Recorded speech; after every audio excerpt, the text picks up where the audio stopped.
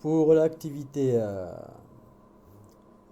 6, on vous donne donc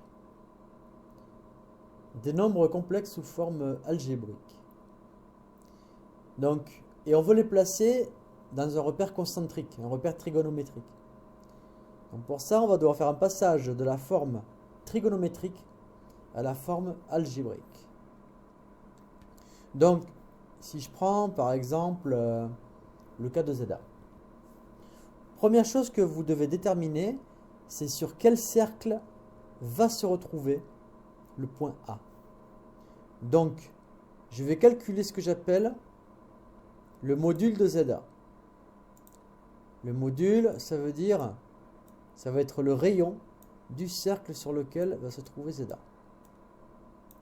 Donc le module, je procède avec la racine carrée. Donc je mettrai 1,5 racine de 2 au carré plus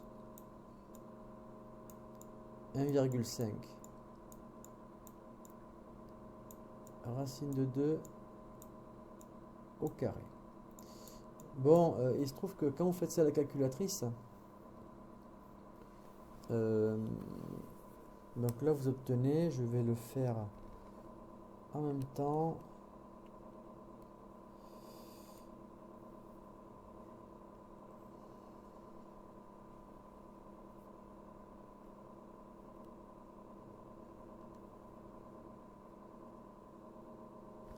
Donc j'obtiens c'est racine de 9. Donc c'est égal à 3. Ça veut dire que votre point A va se situer sur le cercle de rayon 3. Bon, après, tout ce que vous avez à faire, c'est de diviser les coefficients de ZA par 3. Ce qui va vous donner donc 1,5 racine de 2 sur 3 plus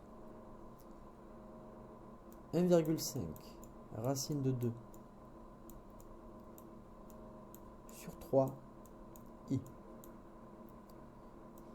Bon, il se trouve que si vous simplifiez, votre calculatrice vous le fera, vous allez avoir ceci.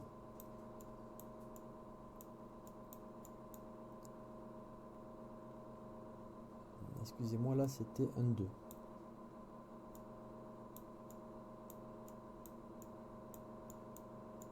Bon, il se trouve que là, à ce stade, vous devez reconnaître l'angle concerné. Donc, racine de 2, racine de 2, sur votre cercle trigonométrique, vous devez reconnaître que c'est pi sur 4. Donc, pi sur 4, ça veut dire que ici, votre ZA, vous avez vu ici qu'il est sur le cercle de rayon 3. Et l'angle sur lequel il faut le placer, c'est E, I, pi sur 4. Bon, alors le placement, il est sur le cercle de rayon 3. Pi sur 4, alors là vous avez pi sur 3. Et là vous avez pi sur 6. Donc pi sur 4, le cercle de rayon 3, on va être au milieu de pi sur 3 et de pi sur 6. On est bien sur le cercle de rayon 3, donc votre point A, il est ici.